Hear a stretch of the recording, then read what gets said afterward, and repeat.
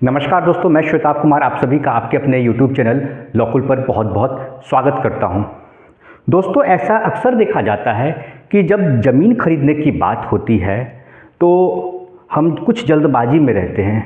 हमें तो यही लगता है कि हमारे पास पैसा है और हमें ज़मीन खरीदनी है। यही तो, एक ज़मीन चाहिए और पॉकेट में पैसा चाहिए, मतलब हमारे पास पैसा होना चाहिए। ठीक है, पैसा नहीं है तो बैंक से लोन ले लेंगे, यही होता है ना।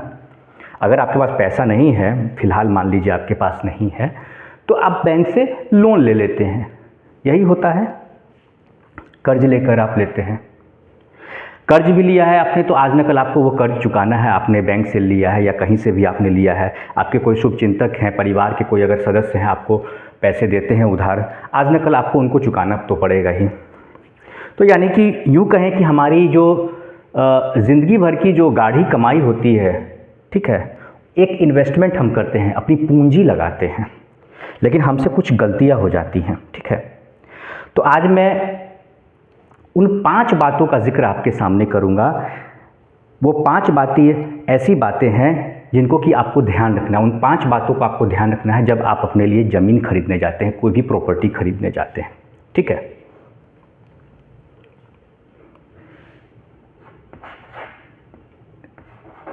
ज़मीन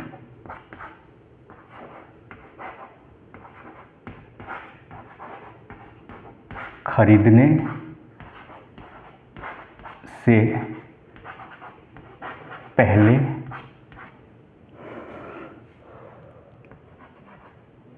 इन 5 बातों का ध्यान रखें। ठीक है, ज़मीन खरीदने से पहले इन 5 बातों का ध्यान रखें। ठीक है, तो आज का टॉपिक भी यही है कि ज़मीन खरीदने से पहले हमें उन किन 5 बातों का ध्यान रखना चाहिए। देखिए, पहली बात बताता हूं मैं, 1 बाय 1 मैं आपको बताऊंगा, एकदम ध्यान से सुनिएगा। निश्चित तौर पे है कि जिससे अगर आप ज़मीन खरीद रहे हैं तो यानी वो ज़मीन का मालिक होगा, ओनर होगा। अक्सर क्या होता है कि ज़मीन के जो दस्तावेज होते हैं उन्हें हम चेक नहीं करते हैं खरीदने से पहले।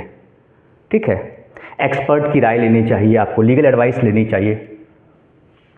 पहला चीज़ है कि जो खरीदार है उसका संपत्ति पर, जो संपत्ति है, ठीक है, संपत्ति क्या हो गई यहाँ पर, संपत्ति हो गई ज़मीन। वो क्या है, ज़मीन है। प्लॉट जो आप खरीदेंगे ना, ज़मीन का मालिकाना हक, ज़मीन का मालिकाना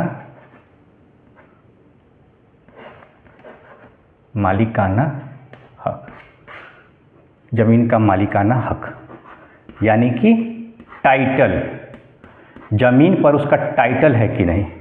टाइटल का मतलब मालिकाना हक, जिसे आप कहिए ओनरशिप।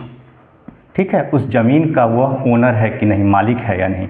यह ज़मीन जिस व्यक्ति से आप ज़मीन खरीद रहे हैं, जिस व्यक्ति से आप ज़मीन खरीद रहे हैं वो ज़मीन का मालिक है या नहीं, ज़मीन का मालिक है या नहीं। पहला पॉइंट यही है कि ज़मीन का मालिक वह है या नहीं। ठीक है, कैसे जानेंगे, तो टाइटल आप सर्च करवा सकते हैं। टाइटल सर्च होता है ना, रजिस्ट्री ऑफिस में जाइएगा, जो सब रजिस्ट्रार का ऑफिस होता है, जहाँ ज़मीन की जो है रजिस्ट्री होती है, रजिस्ट्रार ऑफिस में आप जाइए, वहाँ से आप टाइटल सर्च करवा सकते हैं। इतना बड़ा इन्वेस्टमेंट कर रहे हैं तो आपको यह चीज़ करवाना चाहिए, इस बात का ध्यान रखें। ठीक है, बाद में जो रोने से और कोर्ट कचहरी का जो चक्कर लगाने से या सर पकड़ के बैठने से अच्छा है, केस मुकदमा से बचने के लिए मैं बता रहा हूँ आपको, अगर उससे बचना है तो अच्छा यही होगा कि आप टाइटल सर्च करवा लें, रजिस्ट्री ऑफिस चले जाएं या पता करें, जो दस्तावेज है उसे देखें। आपको समझ में नहीं आता है तो आप एक्सपर्ट की राय लें। तो आपको सबसे पहले जो संपत्ति है, जो प्रॉपर्टी है, ठीक है, जो संपत्ति है, संपत्ति का आप यह चेक करें कि मालिकाना हक, जिस व्यक्ति से आप संपत्ति ले रहे हैं उसका उस ज़मीन पर मालिकाना हक है या नहीं है। एक बात तो यह। ठीक है। होता क्या कि ज़मीन है पिता के नाम से या किसी और भाई के नाम से, कोई दूसरा व्यक्ति आए कहा कि हम सभी परिवार के सदस्य हैं, मेरे हिस्से की ज़मीन है, आप भी विश्वास करके ले लिए, फंस जाइएगा, दिक्कत हो जाएगी। तो पहला चीज़ है आपको संपत्ति का जो है मालिकाना हक पता करना है कि वह जिस व्यक्ति से आप ज़मीन खरीद रहे हैं वो इसका मालिक है या नहीं, ठीक है। और उसका पोजीशन उसके कब्जे में है या नहीं। भाई उसके कब्जे में, उसके पोजीशन में जब होगा वो ज़मीन यानी कब्जा, तभी तो वह आपको देगा, ठीक है। मान लीजिए वो अतिक्रमण किसी ने कर लिया है ज़मीन, अब विवादित ज़मीन हो गई, अब कैसे करेगा। मान लीजिए कि किसी आदमी की ज़मीन, थोड़ी देर के एग्जांपल में मैं कहता हूँ कि जबलपुर में है, ठीक है, जबलपुर में है, वह दिल्ली में नौकरी करता है। अब वो दिल्ली में नौकरी करता है, जबलपुर में उसकी ज़मीन को किसी ने कब्जा ले लिया, तो आप यह चीज़ आपको पता करना पड़ेगा, आप वहाँ पर जाकर आपको पता करना पड़ेगा। निश्चित तौर पे अगर आप जबलपुर में ज़मीन खरीद रहे हैं और वो व्यक्ति दिल्ली में रहता है, तो आप, स्वाभाविक सी बात है, आप जबलपुर में रहते होंगे या उसके आसपास रहते होंगे। नहीं भी रहते हैं, इन्वेस्टमेंट के पर्पज़ से भी अगर आप उस ज़मीन को खरीद रहे हैं, उस प्लॉट को खरीद रहे हैं, तो आपको पता करना होगा कहीं उसके ज़मीन को किसी ने अतिक्रमण तो नहीं कर, किसी ने कब्जा तो नहीं कर लिया है, ठीक है, कोई विवाद तो नहीं है इस तरीके का। तो यह भी पता कर ले कि पोजीशन है ना आज की डेट में उस व्यक्ति के कब्जे में है ना, किसके पोजीशन में है, यह भी पता कर ले आप, ठीक है। यह पहली चीज़ हो गई। अब दूसरी बात बताता हूं मैं, यह तो हो गया, अब दूसरी बात क्या है वो भी जान लीजिए। दूसरी बात है म्यूटेशन। म्यूटेशन यानी जिस व्यक्ति से आप ज़मीन खरीद रहे हैं उस व्यक्ति के नाम से वो ज़मीन की जमाबंदी है या नहीं, यही होता है ना जमाबंदी। जमाबंदी एकदम आराम से मैं समझा रहा हूँ, समझिए इस बातों को, बहुत गंभीर बातें हैं। दूसरी बात यही हो गई जमाबंदी। मैंने 5 बातें बताई हैं, अगर कुछ और बातें भी लगेंगी तो वो भी मैं ऐड कर दूंगा, एकदम निश्चिंत रहिए। लेकिन ये 5 बातें तो आपको ध्यान में रखनी है। म्यूटेशन यानी जमाबंदी, ज़मीन का जो मालिकाना हक होता है या ज़मीन की रजिस्ट्री के बारे में पता करना है, कौन ओनर है, तो ये तो आपको रजिस्ट्री ऑफिस में पता होता है, ज़मीन की रजिस्ट्री के वाला के बारे में। खतियानी है तो वो भी आपको पता चल जाएगा वहाँ से, ठीक है, रजिस्ट्री ऑफिस से पूरा रिकॉर्ड होता है वहाँ पर। यह रिवेन्यू रिकॉर्ड होता है, म्यूटेशन रिवेन्यू, यानी कि जो आप यहाँ पर जो सीओ होते हैं, सीओ, ठीक है, सर्किल ऑफिसर जिसको कहते हैं आप, सर्किल ऑफिसर, अंचल अधिकारी भी कहा जाता है। तो अंचल में जाइएगा आप, ठीक है, सर्किल ऑफिस जो होता है आपका, सर्किल ऑफिस में जाइएगा आप, जिसे अंचल कार्यालय भी कहते हैं ना, अंचल कार्यालय, सर्किल ऑफिस में जाइएगा, वहाँ पे अंचल अधिकारी होते हैं इसके, ठीक है, जो ऑफिसर होते हैं यहाँ पर अंचल अधिकारी बैठते हैं, ठीक है, पदाधिकारी जो होते हैं, वहाँ पर जाइए अपने अंचल कार्यालय में, वहाँ पर आप म्यूटेशन के बारे में पता कीजिए। अब तो ऑनलाइन भी दिख जाता है, ठीक है, ऑनलाइन डिटेल भी दिख जाता है, म्यूटेशन किस व्यक्ति के नाम से है। आप उसका नाम डालिएगा, जो भी ज़मीन का है, खाता खेसरा नंबर डालिएगा तो उससे पता चल जाएगा, ठीक है, तो डिटेल पूरा आ जाएगा। तो म्यूटेशन भी आप पता कर ले कि उस व्यक्ति के नाम से है कि नहीं। कभी कभी क्या होता है कि नाम से नहीं होता, ये सरकार के नाम से चढ़ जाता है, कभी या किसी और व्यक्ति के नाम से चढ़ जाता है। अब आप जाइएगा, परेशान होइएगा अननेसेसरी, क्यों लिटिगेशन में जाना है। उपाय सब चीज़ का है, देखिए हर चीज़ का उपाय है, लेकिन मैं कहता हूँ कि आप जब पैसा पूंजी लगा रहे हैं तो विवाद में क्यों पड़ना है। उपाय है, हर चीज़ का उपाय है, ठीक है, कानून में, लेकिन यह मैं आपको बता रहा हूँ प्रिवेंटिव मेजर्स हैं। म्यूटेशन, जमाबंदी चेक कर लीजिएगा, जिस व्यक्ति से आप ज़मीन खरीद रहे हैं उसके नाम से जमाबंदी है या नहीं, ठीक है। दूसरी बात यह हो गई।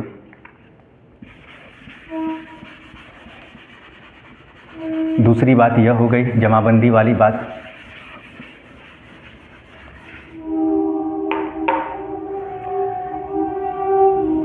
तीसरी बात, जमीन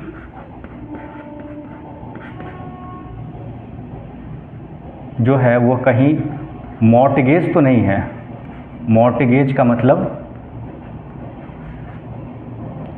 गिरवी होता है ना, गिरवी मतलब कहीं, जैसे मॉर्टगेज हो गया, गिरवी का मतलब ये हो गया कि जैसे बैंक से किसी ने लोन लिया, ठीक है, जैसे मान लीजिए मुझे बैंक से लोन लेना है तो बैंक मुझसे सिक्योरिटी मांगेगी, तो सिक्योरिटी के रूप में क्या करूँगा, मैं अपने प्रॉपर्टी के कागज़ बैंक को दे दूँगा। तो कल को मान लीजिए कि अब मुझे उस ज़मीन को बेचना है, मैं किसी को बेच दिया, मैं लोन नहीं चुकाता हूँ तो ज़मीन तो अब विवादित है, मॉर्टगेज है, तो इसकी जो है परेशानी में कौन पड़ेगा? जो खरीदार व्यक्ति है उसको परेशानी हो जाएगी।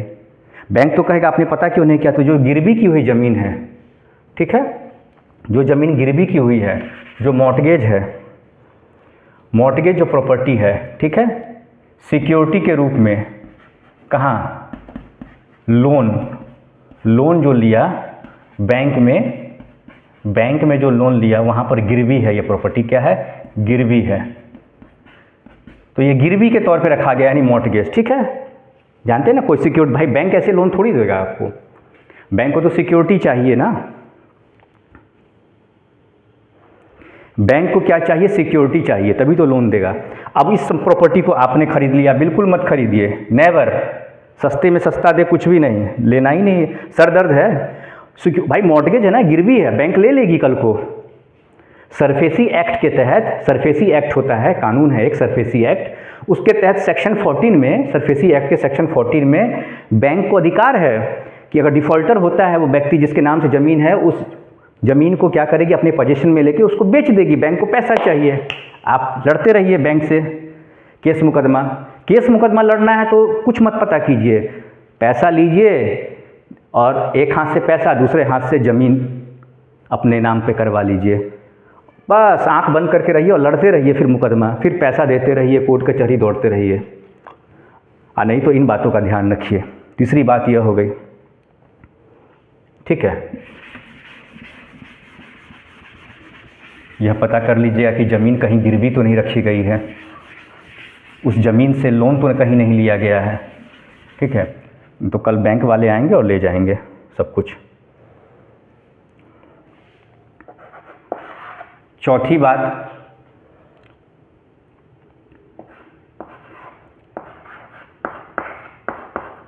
ज़मीन तक पहुंचने का रास्ता, ये हुई ना बात, ज़मीन तक पहुंचने का रास्ता। यह एक ज़मीन है, बगल में भी ज़मीन है, इधर भी ज़मीन है, सब जगह ज़मीन है, ठीक है, सब जगह ज़मीन है, इधर भी ज़मीन है। रास्ता कहाँ से जाइएगा? मान लीजिए एक छोटा सा पतला सा रास्ता है, वो अभी मान लीजिए किसी का निजी आ जाता है, उसने भी कल को यही इसी ने छोड़ दिया था अपने लिए, ये भी कवर कर लिया, पूरा कवर हो गया। कहाँ से जाइएगा? इस प्लॉट पर कहाँ से जाइएगा? सब जगह है, यहाँ भी मकान है, यहाँ भी मकान है, सब मकान है, टोटल मकान है। अब यहाँ तक पहुँचने का रास्ता तो आया, इसके प्लॉट तक तो रास्ता आ रहा है। देखिए ये रास्ता जो है, ये रास्ता आ रहा है, यहाँ से जाइएगा, यहाँ तक तो गए। आपका ज़मीन यह है, आपने यह ज़मीन खरीदी है, कैसे जाएगा? ये जाने ही नहीं देगा, कोई नहीं जाने देगा आपको। तो अप्रोचिंग रोड होना चाहिए, अप्रोचिंग रोड, ज़मीन तक जाने का रास्ता। ज़मीन तक जाने का रास्ता कहाँ से लीजिएगा सर? यह आपको चेक करना पड़ेगा। ज़मीन तक पहुँचने का रास्ता, अप्रोचिंग रोड, मकान बनाइएगा, रहिएगा, या कल किसी को आप बेचते भी हैं, आप बेचेंगे भी, तो पूछेगा ना कि यह जो प्रॉपर्टी है, इसके अगल बगल में सब मकान है, ये मकान है, पूरा मकान है, पूरा एकदम घनी आबादी है पूरी। मान लीजिए कल को जिस वक्त आपको ज़मीन दिखाएगा तब खाली था, जिस वक्त आपको दिखाएगा खाली था, अब सबकी प्लॉटिंग हो गई, यह भी प्लॉटिंग हो गया, यह भी प्लॉटिंग हो गया, सब प्लॉटिंग हो गया, यह भी प्लॉटिंग हो गया, टोटल कुछ बचा ही नहीं जाने के लिए। इधर भी प्लॉटिंग हो गया, सब प्लॉटिंग हो गया। कहाँ से जाइएगा? रास्ता जो आ रहा है ये मान लीजिए आपको तो दिखा दिया उस वक्त, 12 फीट का रास्ता है, 20 फीट का रास्ता है, 24 फीट का रास्ता है, जितना फीट का, 30 फीट का दिखा दिया, जाइए ना, खुश रहिए। लेकिन बगल में जो प्लॉट है, यहाँ तक हुआ प्लॉटिंग जो ज़मीन की हुई, आप कहिए बीच से पूरा रास्ता दीजिए, ये पूरा रास्ता होना चाहिए। अब प्लॉट को कम काटिए, प्लॉट को बना दिया, ज़मीन को बेचने के लिए रास्ता दिया ही नहीं, ठीक है। तो प्लॉट तक पहुंचने का नहीं, आप जो प्लॉट खरीद रहे हैं उस पीस ऑफ लैंड पर तक आपका, तो ये आपको और सबसे क्या मतलब है? आपको बाहर का रास्ता दिखा दिया जाएगा, ये रास्ता दिखा दिया जाएगा, यह नहीं दिखाएगा, पूरा रास्ता देखिए एकदम जाके। दूसरी बात, जब ज़मीन की रजिस्ट्री कराइए तो उस वक्त कितना फीट का रास्ता उस प्लॉट पर दिया गया है पहुंचने के लिए आपके प्लॉट तक, ठीक है। जैसे ये प्लॉट है तो यहाँ पर ये जो रास्ता देगा आपको कितना फीट का रास्ता है, 12 फीट 15 फीट जो भी है, वो उसका उल्लेख होना चाहिए आपकी ज़मीन के दस्तावेज में। आपके घर के सामने इतना रास्ता है, वो मेन रोड पे कनेक्ट हो रहा है, सब लिखवाइए, सब चीज़ का जिक्र होना चाहिए। पहले तो देख लीजिए जाके, ऑन स्पॉट भी वेरीफाई कर लीजिए और उस बात को कागज़ पर भी लिखवाइए। यह याद रखिएगा, यह कोई नहीं बताता है। बस ज़मीन का कागज़ देख लिए, अरे ठीक है इसके नाम से है, सब कुछ देखिए, जमाबंदी भी है, रजिस्ट्री भी, सब कुछ सही है, मालिकाना हक, ओनरशिप सब कुछ सही है, ज़मीन का मालिक भी सही है, ज़मीन का दाखिल खारिज भी सही है, ठीक है, ज़मीन पर कोई लोन भी नहीं है, वो भी सही है। रास्ता कहाँ गया भाई साहब, रास्ता क्या क्या कीजिएगा। हाँ, आपके पास अगर बहुत पैसा है तो क्या कीजिए ना, एक हेलीपैड बनवा लीजिए, हेलीकॉप्टर से आइएगा, यहाँ पे उतरिएगा, उड़ते उड़ते उड़ते उड़ते उड़ते ऊपर ऊपर आइएगा, किसी को दिक्कत नहीं है। उड़ते उड़ते अपने हेलीपैड यहाँ बनवा लीजिए, उड़ के आइए, हेलीकॉप्टर रख लीजिए, हेलीकॉप्टर से आ सकते हैं, तब तो कोई बात नहीं है, ठीक है। तो यह हो गया ज़मीन तक पहुँचने का रास्ता। चौथी बात, ठीक है, अभी और बताता हूँ, नहीं घबराइए, अभी और बताता हूँ। यह 4 बातें तो बता दिया, 5वां भी पूरा कर देता हूँ। मुझे लगता है शायद एक बात और बढ़ जानी चाहिए, लेकिन फिर भी 5वां सुन लीजिए। 5 का तो कहूँ, 5 बातें कहूँ, 5 बात तो ज़रूर बताऊँगा और यही सबसे ज़रूरी है। ज़मीन विवादित है या नहीं, ये देखिए। कौन बताएगा? कोर्ट में केस चलता है, कोर्ट केस चलता है ना, पार्टीशन सूट, पार्टीशन सूट, ठीक है, एक तो ये हो गया। दूसरा टाइटल सूट चलता है ना, या फिर तीसरा बैंक से लोन लेते हैं तो सरफेसी एक्ट के तहत तो नहीं है, सरफेसी एक्ट के तहत तो इस पर केस नहीं चल रहा है, यही ना। पार्टीशन सूट बंटवारा का केस, टाइटल सूट ज़मीन के मालिकाना हक को लेकर, सरफेसी जो बैंक से लोन लेता है तो बैंक कब्जा लेने आता है वो। आप क्यों लफड़ा में फंसिएगा, मत फंसिए, क्लीन हैंड, एकदम क्लीन हैंड रहिए, मेहनत का पैसा दे रहे हैं ना। तो ज़मीन विवादित है या नहीं, यह भी आपको पता करना ज़रूरी है, ज़रूरी है बिल्कुल। ऐसे आंख बंद करके नहीं ले लीजिए ज़मीन, इन सब बातों का जानना आपके लिए बेहद ही ज़रूरी है, ठीक है। हड़बड़ी में गड़बड़ी, यही होता है, ठीक है, हड़बड़ी में गड़बड़ी, ठीक है। तो यह 5 बातों को मैंने आपको बताया, इनको आप बिल्कुल ही ध्यान रखिएगा, ठीक है। और अगर आपको कुछ लगता है तो सवाल ज़रूर कमेंट सेक्शन में पूछिएगा। अगर आपके मन में कोई संदेह है तो ज़रूर पूछिएगा।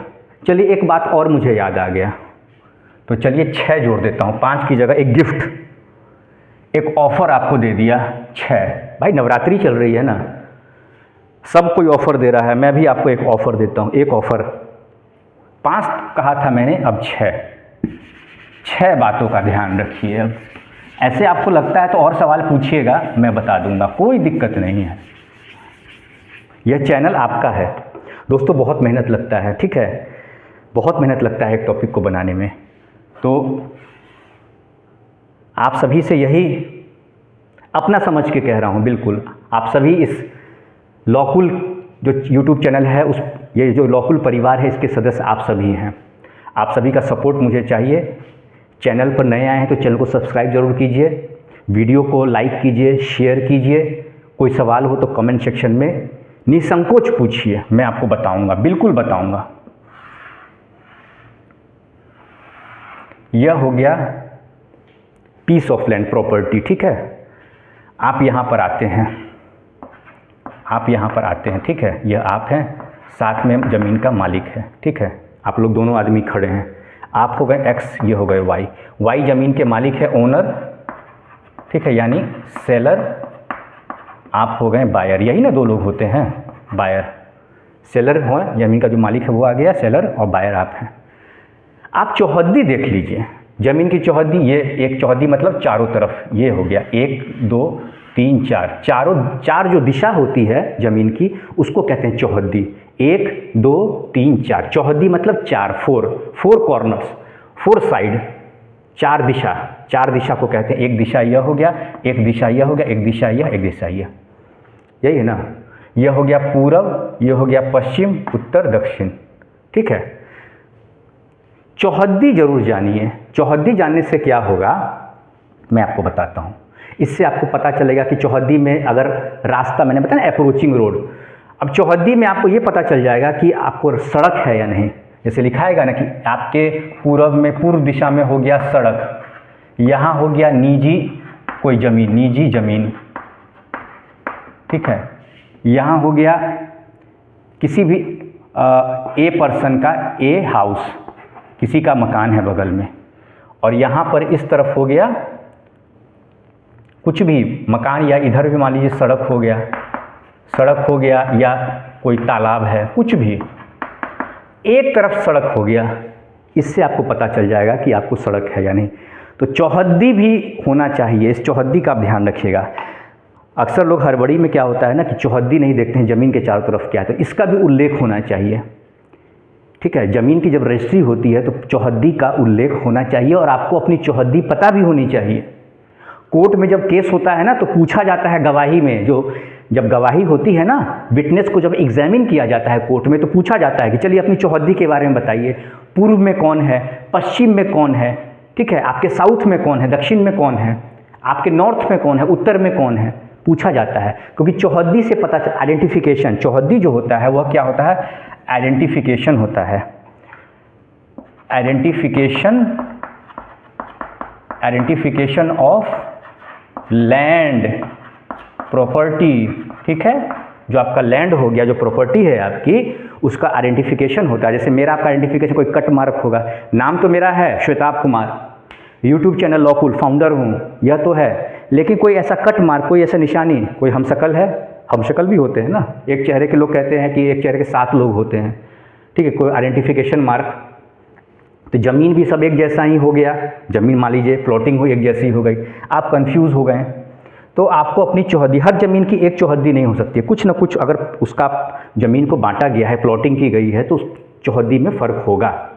आप किसी न किसी के अपोजिट में होंगे, या आपके अपोजिट में कोई होगा, आपके चौहद्दी में कोई आएगा, ठीक है। जैसे इस मकान के बगल में कोई मकान यह हो गया, यह मकान यह हो गया, तो इनकी चौहद्दी में, इनके चौहद्दी में मैं आ गया, मेरे चौहद्दी में ये आ गया, ठीक है, ठीक है। तो यह बात हो गई। तो चौहद्दी भी आपको पता होना चाहिए। तो दोस्तों, यह मैं 5 बातों का जिक्र किया था, लेकिन मैं 6 बात आपको बताया। इन 6 बातों का आप ध्यान रखेंगे ज़मीन खरीदने से पहले, क्योंकि यह आपकी ज़िंदगी भर की कमाई होती है, आपकी पूंजी होती है। किसी भी तरह का कोई कन्फ्यूज़न हो, कोई सवाल हो, आप मुझसे निसंकोच पूछिएगा। मेरा काम ही है कि आपके सभी डाउट्स को क्लियर करना, ठीक है। सेवा भाव से ही मैंने इस चैनल को बनाया है, ठीक है, क्योंकि बहुत सारे ऐसे लोग हैं जो जानकारी, जो कानूनी जानकारी होती है उसके अभाव में बहुत बड़ी परेशानियों में फंस जाते हैं, ठीक है। अच्छे खासे पढ़े लिखे लोग फंस जाते हैं। मैं एग्रीमेंट पे भी बनाऊंगा, एग्रीमेंट को लेकर लोगों को बहुत कन्फ्यूज़न है। देखिए, ये जो सिविल मैटर है ना, अपने आप में कॉम्प्लिकेटेड है। इवन मैं आज भी पढ़ता हूँ, या जो सिविल मामले हैं, यानी जो ज़मीनी विवाद है, ठीक है, सिविल मैटर्स हैं, क्रिमिनल, जैसे ट्रेडिशनली है ना कि 2 तरह के मामले होते हैं कानून में, एक सिविल और क्रिमिनल। तो जो दीवानी मामले हैं, ऐसे तो आज में बहुत सारे इसके जो है लीगल मैटर्स और भी बहुत सारे हो गए हैं, कॉर्पोरेट भी है, ठीक है, साइबर भी है, लेकिन मैं ट्रेडिशनली बता रहा हूँ, बेसिकली जो 2 हैं सिविल और क्रिमिनल। तो सिविल मामलों को लेकर बहुत ज़्यादा डाउट है लोगों के बीच में। तो ये अवेयरनेस जो है मेरा काम है, उद्देश्य है कि आप लोग के बीच में अपने इस चैनल के माध्यम से मैं समाज में अवेयरनेस फैलाऊँ, ठीक है। दोस्तों, आज का वीडियो लेक्चर यहीं पे कंक्लूड करता हूँ। नमस्कार।